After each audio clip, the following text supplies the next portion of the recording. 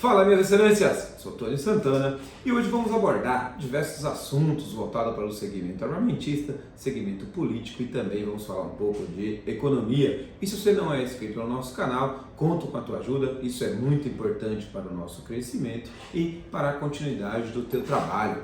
E de imediato, queria começar com vocês falando a respeito do projeto de lei 796 de 2023 do deputado federal Amaro Neto. Esse projeto de lei visa criminalizar a posse de simulacros, sejam eles armas de brinquedos ou ainda de fabricação caseira. Porém, o deputado quer mudar o artigo 157 e o artigo 147 do Código Penal. Do meu ponto de vista, para que isso surgisse um efeito maior, ou que isso realmente funcionasse, deveria mudar o artigo 13 da Lei 10.826, ou aquilo que criminaliza ali a arma de fogo. Se colocar algo no sentido de que se alguém for abordado e preso com um simulacro, arma de brinquedo ou ainda de fabricação nacional, pretendendo utilizar de aquilo para obter vantagem indevida, enquadrar no porte de arma, ainda que seria uma arma de brinquedo. Talvez dessa forma isso aí surtisse um efeito melhor.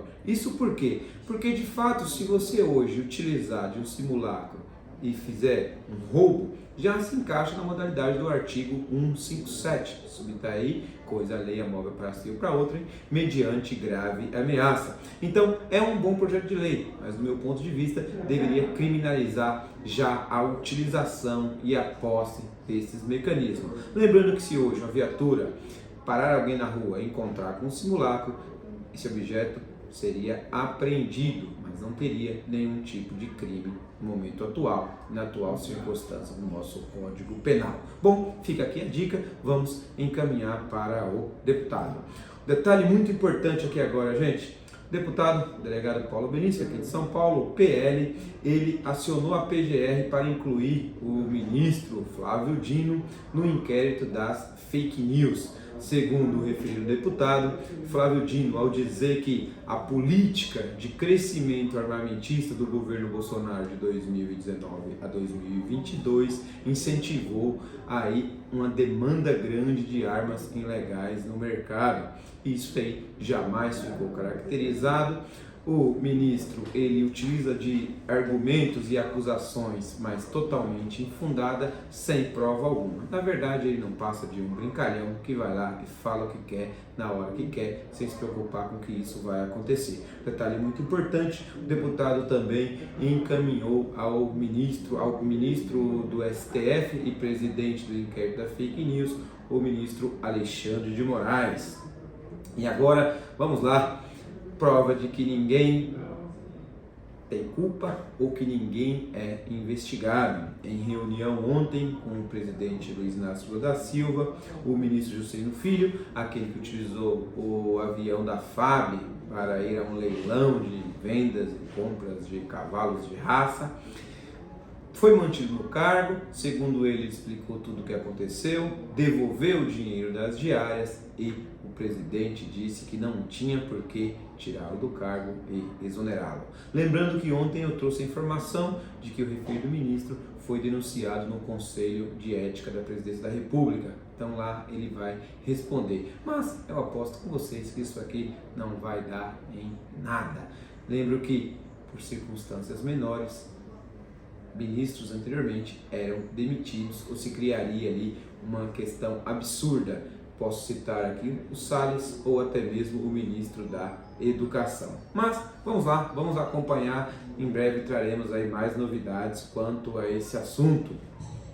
E agora, para quem acha que existe imparcialidade no judiciário, ministra Carmen Lúcia trouxe à tona de que o atual advogado do presidente Luiz Inácio Lula da Silva, o Cristiano Zanin, aquele que descondenou ele perante a corte, é muito bem visto para o STF. Aliás, trouxe no nosso Instagram um vídeo dele sendo totalmente esculachado, dele sendo xingado e nada podendo dizer no aeroporto de Brasília. Se tiver oportunidade, dá uma olhada lá Tony Santana, Tony com Y, Santana com 2T, oficial, onde populares e o cidadão brasileiro não compactuam com esse tipo de atitude. E aí, voltando de outro norte, para aqueles que se comportam como deuses, a ministra Carmen Lúcia disse que o advogado tem um notório e conhecimento, um bravo e completo saber jurídico e razão pela qual ela não enxerga nenhum tipo de impedimento para que ele assumisse uma cadeira no STF. Sabemos que o ministro Lewandowski, salvo o melhor juízo, aposenta-se no mês de maio e abrirá uma nova vaga para o STF. E aí eu deixo a pergunta e comenta aí o que vocês acham. O Lula indicando o ministro dele, indicando o advogado dele para ministro do STF, vocês acham que qualquer tipo de processo, ação, medida liminar, ação diante de constitucionalidade ou ainda eventual processo crime, esse ministro iria contra o seu empregador, iria contra o seu contratante mais famoso? Fica a dúvida. E aí deixo do outro lado, se você fosse o advogado do Lula e ele te colocasse no STF, um cargo qual você vai gozar de todos os privilégios até os 75 anos, lembrando que o doutor Cristiano Zanin ainda é bem jovem e que ele vai passar um longo caminho no STF, se indicado ele fosse, parem para pensar. O PT e o presidente Lula estaria enraizando cada vez mais as suas decisões no STF e se tornando aí praticamente imbatível no que tange ao judiciário brasileiro. Mas vamos lá, vamos acompanhar aí e ver o que vai acontecer. E ainda falando da questão da Câmara dos Deputados, ontem foi muito movimentado lá. E o deputado Sanderson trouxe no seu Twitter, o Biratã Sanderson, do PL do Rio Grande do Sul, trouxe no seu Twitter que o porta-voz do governo ofereceu 60 milhões em emendas tipo RP2 e para que fosse esvaziado a questão da CPI, a CPMI, a Comissão Parlamentar Mista de Investigação. Vejam, não é a primeira vez que o governo PT atua com esse modus operandi.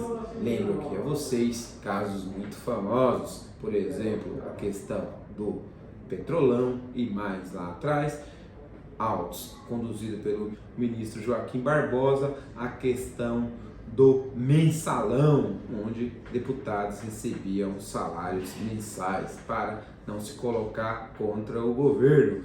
Pelo que estamos vendo, nada mudou. O PT e a Vossa Excelência, o Presidente da República, continua exatamente com o mesmo modus operandi e tentando colocar o dinheiro na frente de tudo. Vamos torcer que nada disso dê certo e que tenhamos um parlamento livre e afastado dessa corrupção e que possamos sempre defender os interesses dos cidadãos brasileiros. Vamos lá, parabéns ao deputado Sanderson por trazer isso à tona.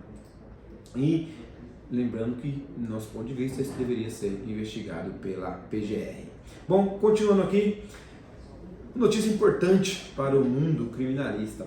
É uma decisão do TRF1, Tribunal Regional Federal 1, contempla o Rio de Janeiro. Os desembargadores foram unânimes a entender o quê? Que a falta de pagamento do valor estipulado na fiança não é o bastante para manter um suspeito preso. Eu particularmente concordo aí desse precedente, concordo aí em criar uma jurisprudência nesse sentido. Não dá para você deixar uma pessoa presa porque ela não tem condições financeiras de pagar a fiança, ou seja, estamos colocando o dinheiro acima da liberdade. Eu concordo com isso aqui. Diversas são as audiências de custódias que a gente acompanha e lá o juiz determina o pagamento da fiança. Alguns casos vem acontecendo aí até mesmo de 30 dias para recolher o valor, mas já vi também pessoas ficando presas nas delegacias porque não tinha condição de recolher a fiança. Então eu concordo plenamente de que seja fragilizado isso, parcelado ou ainda que se crie mecanismo para o pagamento da fiança. O que não pode é manter um cidadão preso preventivamente porque ele não tem condição financeira. Estaríamos segregando o direito de ir e vir simplesmente porque a pessoa não tem recurso para fazer isso.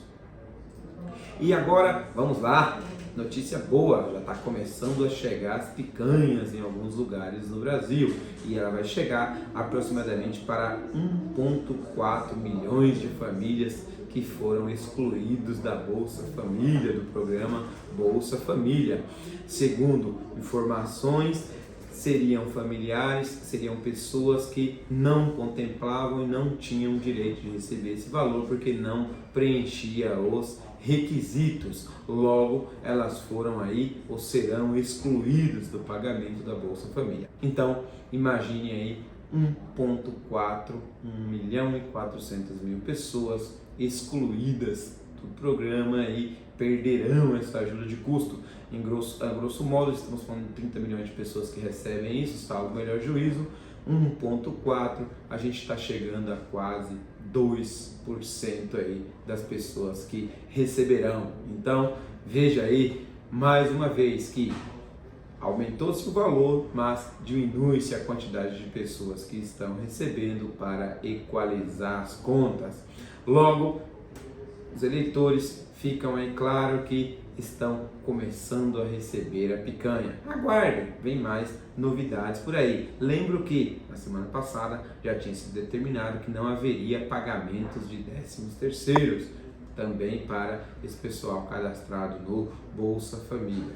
Então, vamos lá, vamos às próximas novidades, mas como vocês estão vendo, por enquanto só está vindo a metade das coisas prometidas. Então, cobra lá, vamos à frente, não esquece que isso foi promessa de campanha, é a hora de vocês cobrarem. Por fim, e não menos importante, eu deixei essa por último para mostrar a vocês que em algumas circunstâncias é possível que deuses venham a sangrar. E por que isso? O ministro Gilmar Mendes foi condenado pela segunda instância do Tribunal de Justiça aqui do estado de São Paulo a pagar R$50 mil de indenização ao jurista Modesto Carvalhosa.